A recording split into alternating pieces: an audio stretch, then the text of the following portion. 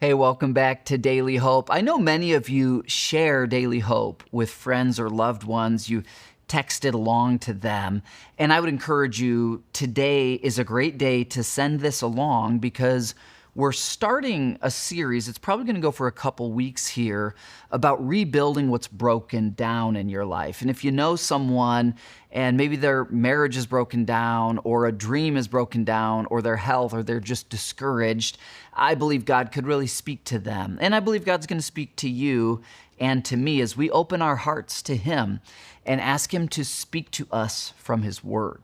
Well, what are we asking God to speak into today? Today, specifically, I want you to think of something in your life that's broken down that you really care deeply about.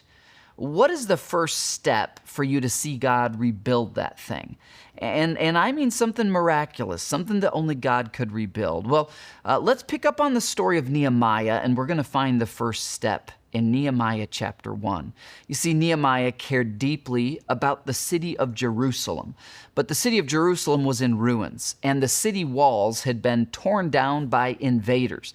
At that time in history, a city's walls were its infrastructure. Its entire economy, its civilization, everything depended on those walls. So Nehemiah asks some friends who visited Jerusalem, is the city being rebuilt? They answer, no, it's not. Now, Nehemiah is about 800 miles away, where he's a slave to a foreign pagan king named Artaxerxes. And how does Nehemiah respond when he learns that the city of Jerusalem, God's people, is broken down? He writes this, "When I heard this, I sat down and wept. In fact, for days I mourned, I fasted, and I prayed to the God of heaven." Could I just encourage you today, where something is broken down in your life, can I encourage you to feel the pain a little bit? I know you're thinking, John, I already feel the pain plenty. But here's what I mean. As Americans, so often when pain comes into our lives, we just distract ourselves. We distract ourselves with busyness or with social media, or with alcohol or other things that numb our problems, or with shopping, fill in the blank, we distract ourselves. Nehemiah could have, when he heard that Jerusalem was broken down, he could have said, hey, I'm 800 miles away, I'm a slave, I have no power to fix it. You know what? I'm just going to go drink a bunch of wine because that's my job as the king's cupbearer, get a little drunk and just not worry about it. He could have distracted himself many ways, but he said instead, I sat down and wept. So he really feels the pain. Think about this. This is a grown man. He sits down and he weeps.